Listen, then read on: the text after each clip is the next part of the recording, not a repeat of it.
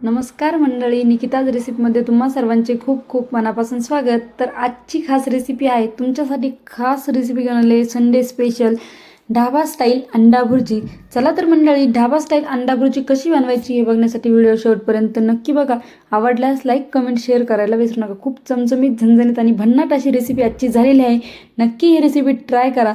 सर्वप्रथम आपल्याला सर्व साहित्य लागणारं रेडी करून घ्यायचं आहे। इथे मी बारीक कांदा कट करून घेते, त्याचबरोबर आपल्याला एक टोमॅटो कट करून घ्यायचा आहे, कोथिंबीर कट करून घ्यायची आहे, लसूण आपल्याला बारीक ठेचून घ्यायचं आहे, जेणेकरून मी दगडी खालबद्दत लसूण ठेचून घालते, जेणेकरून त्याची चव फार अशी भन्नाट लागते। तर मंडळी, इथे सर्व साहित्य मी रेडी करून घेतलेलं आहे। चला तर पुढच्या रेसिपीला सुरुवात करूया। त्याआधी तुम्ही जर निकिताज रेसिपी चॅनलवर नवीन असाल तर लगेच जाऊन निकिताज रेसिपी चॅनलला सबस्क्राईब करा, म्हणजेच तुम्हाला माझे नवनवीन व भन्नाट व्हिडिओ बघायला भेटतील। आणि आवडल्यास लाईक कमेंट शेअर करायला विसरू नका। याआधी देखील मी अंडा करी स्पेशल थाळी आपल्या यूट्यूब चॅनलवर अपलोड केलेली आहे, नक्की जाऊन बघा। गॅसवरती कढई गरम करायला ठेवायची आहे। कढई गरम झाली की त्यामध्ये तेल घालायचं। तेल छान तापू द्यायचं आहे, जेणेकरून जिरे व मोहरीला छान तडका बसतो। तेल छान तापलं की त्यामध्ये आपल्याला जिरे मोहरी घालून घ्यायचे। जिरे मोहरी छान फुलले की त्यामध्ये आपल्याला बारीक कट केलेला कांदा घालून घ्यायचा आहे। तुम्ही इथे बघू शकता, मी खूप छान आणि बारीक असा कांदा बारीक केलेला आहे, जेणेकरून तो परतायला लवकर परततो आणि खायला देखील छान लागतो। कांदा छान परतवून घ्यायचा आहे। कांदा परतत असताना लवकर परतण्यासाठी त्यामध्ये मीठ घालायचं आहे। मी जितकं भुर्जीला मीठ लागणार आहे तितकं मीठ आत्ताच घालते, जेणेकरून आपला कांदा आणि टोमॅटो परतायला मदत होते। आपल्याला मध्यम आचेवर कांदा परतवून घ्यायचा आहे। कांदा थोडासा लालसर झाला की त्यामध्ये आपल्याला टोमॅटो घालून घ्यायचं आहे। टोमॅटो देखील छान लालसर होईपर्यंत परतवून घ्यायचं आहे।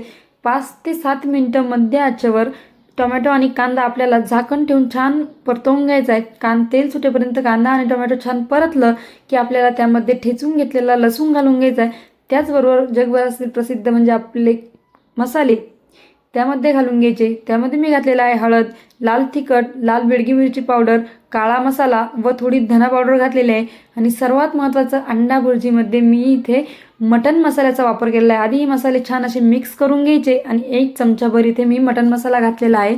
तुम्ही नक्की ट्राय करा, खरंच खूप छान लागते। मसाले छान परतले की ते पूर्णपणे मिक्स करून घ्यायचं। त्यामध्ये थोडंसं अर्धा ग्लास इतकं थोडं थोडं करून पाणी घालून घ्यायचं। पाणी मी इथे कोमट करून घेतलेलं होतं, जेणेकरून आपल्या भाजीची चव बिघडणार नाही। त्याचबरोबर त्यावरतून कोथिंबीर टाकायची। 2-5 मिनिटं झाकण ठेवायचं आहे। तेल सुटेपर्यंत छान असा आपला मसाला परतवून घ्यायचा आहे। तुम्ही बघू शकता, इथं खूप छान झणझणीत आणि चटपटीत आपला मसाला परतलेला आहे। त्यामध्ये आता आपल्याला एक एक करून अंडं फोडून घालून घ्यायचं आहे। मी इथे 4 अंडे घातलेले आहे। तुम्ही जर फक्त न हलवता असेच अंडे ठेवले तर मस्तपैकी अंडा लबाबदार बनून तयार होतो। ही रेसिपी नक्की ट्राय करा। मी नेक्स्ट व्हिडिओमध्ये अंडा लबाबदार कसा बनवायचा हे नक्कीच घेऊन येणार आहे। मस्तपैकी अंडे घालून घ्यायचे, 2 मिनिटं झाकण ठेवून वाफवून घ्यायचं आणि ते छान असं परतलं की आपल्याला पूर्णपणे मिक्स करून घ्यायचं आहे। अशा पद्धतीने आपली अंडा भुर्जी आजची रेसिपी बनवून तयार झालेली आहे। तर मंडळी, कशी वाटली आजची अंडा भुर्जी रेसिपी कमेंट करून नक्की कळवा।